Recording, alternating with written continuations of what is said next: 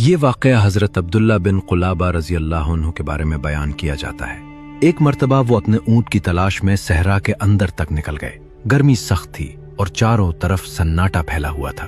وہ دور تک اپنے اونٹ کے نشانات ڈھونڈتے ہوئے چلتے رہے، یہاں تک کہ اچانک انہیں ریت کے بیچ ایک عجیب منظر دکھائی دیا۔ سامنے ایک شہر کھڑا تھا، ایسا شہر جسے انہوں نے اس سے پہلے کبھی نہیں دیکھا تھا۔ وہ حیرت کے عالم میں شہر کے دروازے کے پاس پہنچے تو دیکھا کہ بڑے بڑے ستون کھڑے ہیں اور دیواریں انتہائی مضبوط اور بلند ہیں۔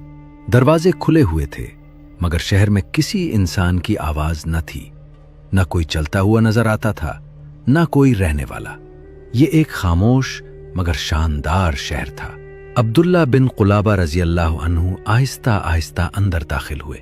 اندر جا کر انہوں نے جو منظر دیکھا تو ان کی حیرت اور بھی بڑھ گئی۔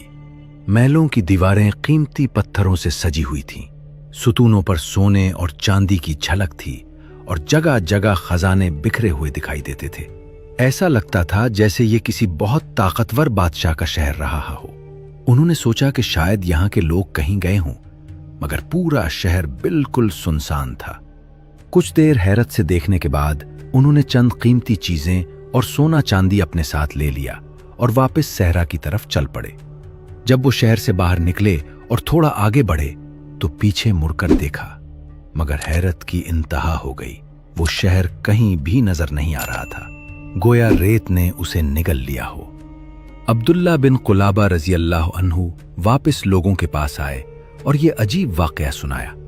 بعد میں جب یہ خبر تک پہنچی تو انہوں نے اس واقعے کی تحقیق کروائی۔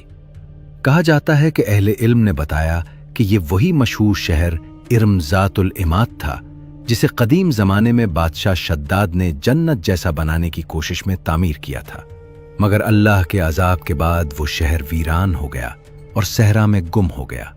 کہا جاتا ہے کہ کبھی کبھی اللہ کی قدرت سے اس شہر کی جھلک کسی مسافر کو نظر آ جاتی ہے، مگر پھر وہ دوبارہ ریت کے پردوں میں چھپ جاتا ہے۔